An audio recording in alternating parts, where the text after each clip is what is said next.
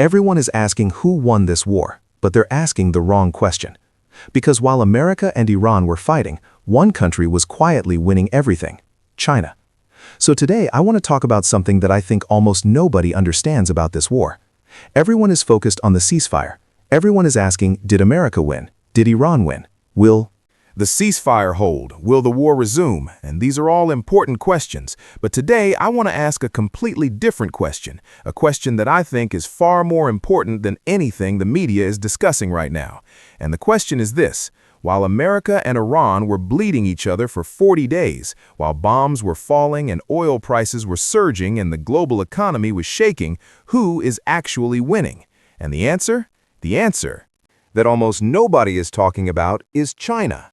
Now, I know what some of you are thinking. China is not even in this war. China did not fire a single missile. China did not send a single soldier. How can China be the winner? And that is exactly the right question, because the most brilliant move in geopolitics is not to fight. The most brilliant move is to let your enemies destroy each other while you quietly collect the prize. But here is what makes this even more extraordinary, and this is the part that I think nobody has fully explained yet. China did not just sit and watch this war. China did something far more sophisticated. China played all three sides. Simultaneously, China armed Iran, China brokered the peace, and China will now collect the economic reward, all at the same time. Let me say that again, because I need you to understand how extraordinary this is. China sent missile components to Iran during the war. Chinese radar systems and navigation technology helped Iran fight. Then China turned around and helped broker the ceasefire through Pakistan. And now China will use the credit from that ceasefire as leverage when Trump visits Beijing next month. One country, three moves, all simultaneously. Sides played, and nobody in the Western media is connecting the dots. That is what I want to do today. I want to connect the dots step by step, and when you see the full picture, I promise you, you will never look at this war the same way again. Okay, let us begin. So I want to introduce a concept that I think is essential to understanding what China is doing. I call it the triple game. And once you understand this concept, everything about China's behavior in this war makes perfect sense.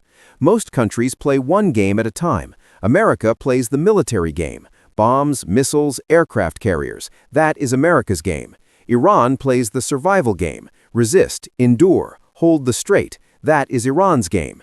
China plays three games simultaneously: the military, the diplomatic game, and the economic game. And China plays a different strategy on each board. Let me walk you through each one. Game 1, the military board. On the military board, China officially declared itself neutral. China said, "We are not involved, we want peace." That is the public statement. But here is what actually happened.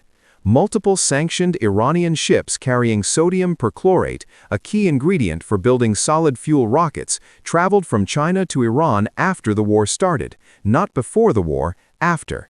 Chinese-made radar systems and navigation technology sold to Iran before the war helped Iran's electronics. War capabilities during the fighting. Chinese technology helped Iran detect incoming strikes and coordinate its drone swarms. Now, did China send soldiers? No. Did China fire missiles? No. But China made sure that Iran had enough capability to keep fighting, enough capability to keep the Strait of Hormuz closed, enough capability to make this war painful for America. Why? Because every day America spent fighting Iran was a day America was not focused on China. Every $1 billion America spent bombing Iranian factories was $1 billion not spent competing with China in semiconductors, in AI, in the industries that actually mattered. Determine who leads the world in the 21st century. This is game 1 on the military board. China quietly helped Iran survive without ever putting a Chinese soldier at risk. Game 2, the diplomatic board. Now here is where it gets brilliant, because at the exact same time China was helping Iran fight, China was positioning itself as the peacemaker. I want you to follow this timeline very carefully because it reveals something extraordinary. On March 31st, while the war was still raging, China and Pakistan jointly announced a 5-point peace initiative, ceasefire, dialogue, civilian protection, reopening of Hormuz, and a UN role. After that announcement, Pakistan's foreign minister flew directly from Islamabad to Beijing. He met Chinese foreign minister Wang Yi. They coordinated the next steps together. Then China's foreign minister made 26 phone calls, 26 to Iran, to Israel, to Russia, to the Gulf states. He was talking to everyone. And then Pakistan, China's closest strategic ally, the country where China has invested over $60 billion through the Belt and Road, Pakistan brokered the Ceasefire now. I want you to think about what just happened. Pakistan brokered the deal, but who was behind Pakistan? Who coordinated with Pakistan before every major move? Who provided the diplomatic framework? Who gave Iran the confidence to accept the ceasefire? China. Pakistan's own ambassador to the United States said it openly on CNN. He said China played a quiet but consequential role. The New York Times reported that China made the key intervention that secured the ceasefire. Bloomberg reported that Trump himself credited China for helping make the deal happen. So let me be very clear about what this means. China armed Iran to keep the war going. Then China brokered the peace to end it. China decided when this war would be painful, and China decided when this war would pause. That is not a neutral country. That is the country controlling the tempo of the entire conflict game. Game 3, the Economic Board. Now the Economic Board, this is the most important board, and this is where China truly wins. China buys over 90% of Iran's oil exports. Let me say that again. 90%. China is not just a customer of Iranian oil. China is the customer. Before this war, American sanctions meant Iran could barely export oil. The Iranian economy was struggling. Iran was desperate. But then this war started, and something extraordinary happened. America needed global oil prices to not go too high because high oil prices destroy the American economy. So America quietly eased enforcement of sanctions on Iranian oil. And who immediately stepped in to buy more? China. Iran is now making billions more per month from oil exports than before the war, and most of that money flows through Chinese banks. Intermediaries, Chinese payment systems. The war that America started to weaken Iran has actually pushed Iran deeper into China's economic system than ever before. But it gets even better for China because of the war. Because of the Strait of Hormuz closure, because of the chaos, Iran is selling oil to China at a significant discount below market price, because China is one of the few buyers willing and able to take the risk. Cheap oil means cheaper energy for Chinese factories. Cheaper energy means lower manufacturing costs. Lower manufacturing costs means Chinese goods are more competitive globally, while American businesses are struggling with energy prices above $90 a barrel. Chinese manufacturers are getting Iranian oil at a discount. The war that was supposed to weaken Iran and strengthen America is actually making Chinese manufacturing more competitive. You cannot make this up. Okay, now I have shown you the 3 boards: military, diplomatic, economic. China is winning on all 3. But the genius of the triple game is that most people can only see one board at a time. The Pentagon sees the military board. The State Department sees the diplomatic board. Wall Street sees the economic board. But nobody in Washington is seeing all 3 boards together. China sees all 3, and China is playing all 3 simultaneously. Now I want to talk about something very specific that happened in the last 24 hours, because this is the part that I think proves beyond any doubt that China is the biggest winner of this war. Trump is scheduled to visit Beijing in mid-May. This will be his first visit to China as president since 2017, and the most important issue on the agenda, trade tariffs, the economic relationship between America and China. Now think about the timing. China just helped broker a ceasefire that saved Trump from a political catastrophe. Trump was hours away from ordering the destruction of Iran's entire civilian infrastructure, power plants, bridges, everything. The whole world was watching. Pope Leo called it truly unacceptable. Even Republican senators were getting nervous, and then China, working through Pakistan, helped deliver a ceasefire that Trump could call a victory. Trump went on Truth Social and called it a big day for world peace. The market surged, oil crashed. Trump looked like a deal maker instead of a warmonger. China did that. China gave Trump that win. Now, what do you think China's going to ask for in return when Trump visits Beijing next month?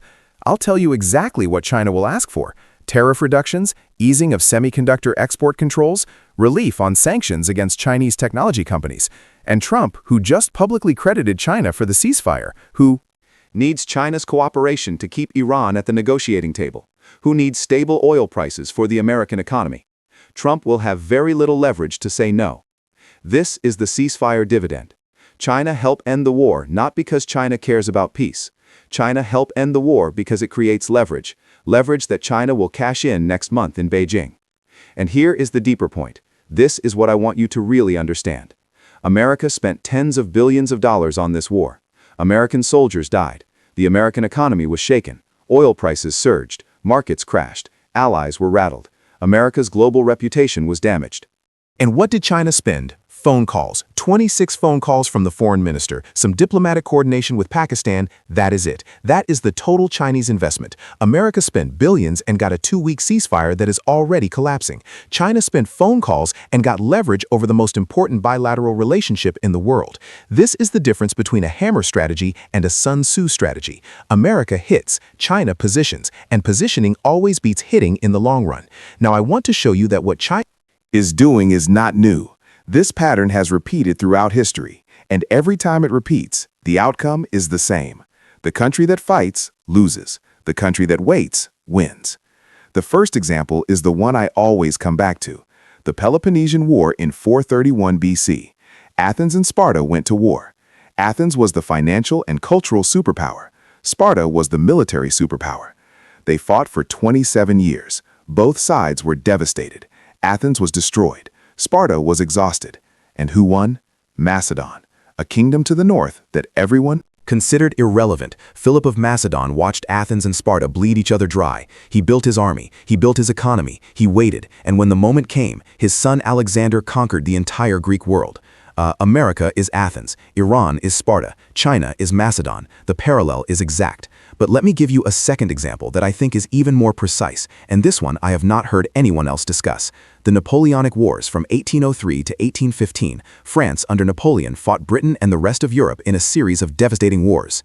France had the most powerful army in the world. Britain had the most powerful navy. They fought each other for over a decade. And who won? Not France, not Britain. Really, the true winner was the United States of America. While Europe was tearing itself apart, America was quietly expanding westward. America bought Louisiana from France in 1803. Napoleon sold it because he needed money for his wars. America doubled its territory overnight.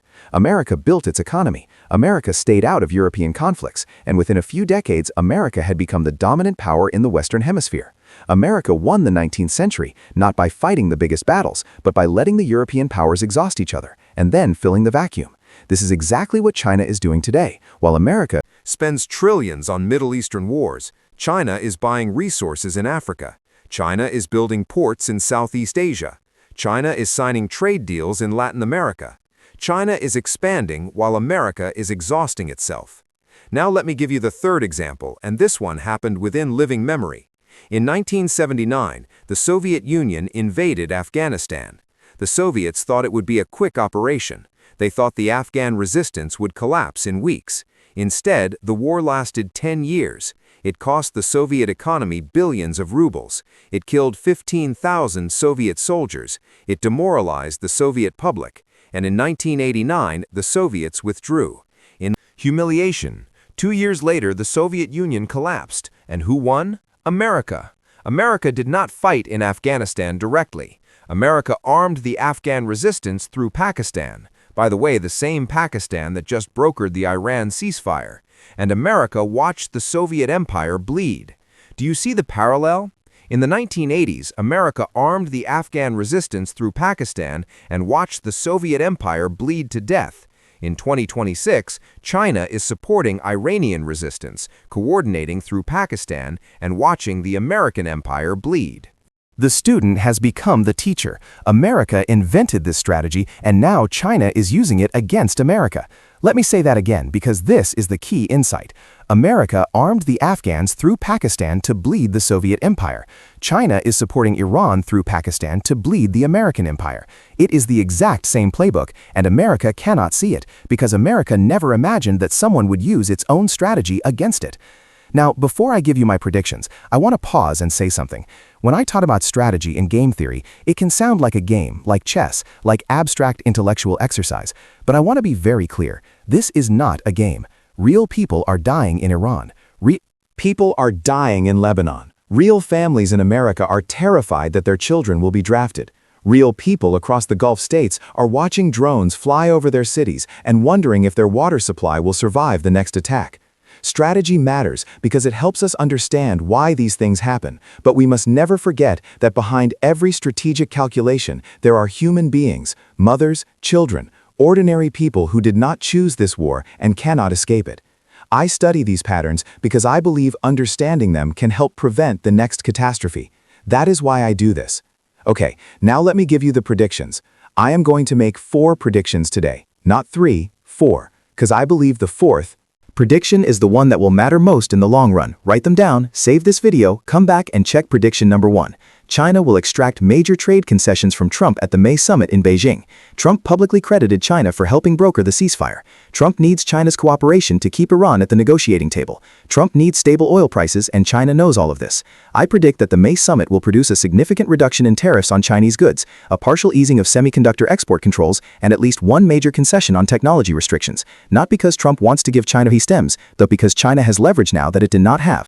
6 weeks ago, the ceasefire gave China that leverage. Watch the May summit. Watch what China gets. Prediction number 2. Within 6 months, China and Iran will announce an expansion of their strategic partnership. China signed a 25-year, $400 billion partnership with Iran in 2021. That deal was mostly symbolic at the time. Many of the promised investments never materialized because of sanctions pressure. But this war has changed everything. Iran is now more dependent on China than ever. China is now buying over 90% of Iran's oil. Iran needs Chinese technology to rebuild its destroyed factories. Iran needs Chinese investment to rebuild its infrastructure. I predict that within 6 months, China and Iran will announce a major expansion of this partnership. New infrastructure projects, new energy deals, new technology transfers. And this will accelerate the Belt and Road Initiative through Iran faster than anyone expects. Prediction number 3. The petro-yuan accelerates. Before this war, the idea of oil being traded in Chinese yuan instead of US dollars was discussed mostly as a theoretical possibility, something that might happen in 10 or 20 years. After this war, it will happen much faster. Here's why. The Gulf states just watched America fight a 40-day war and failed to reopen the Strait of Hormuz. They watched their infrastructure get hit by Iranian drones. They watched America threaten to destroy an entire civilization, and they watched China quietly broker the peace. The Gulf states are now asking a very simple question. Who is the more reliable partner?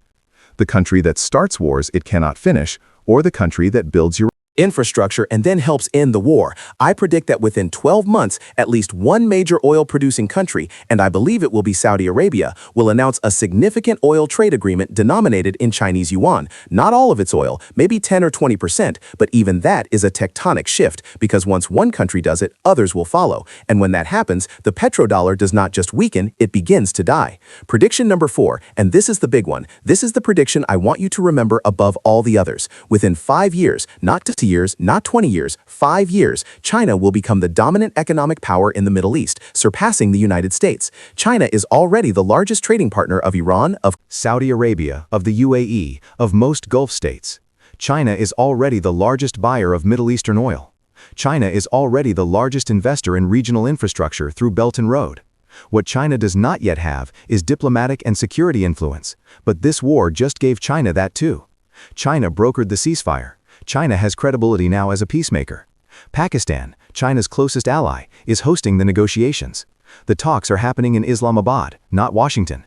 5 years from now, when you look at the Middle East, you will see Chinese-built ports, Chinese-financed railways, Chinese-purchased oil, and Chinese-mediated diplomacy.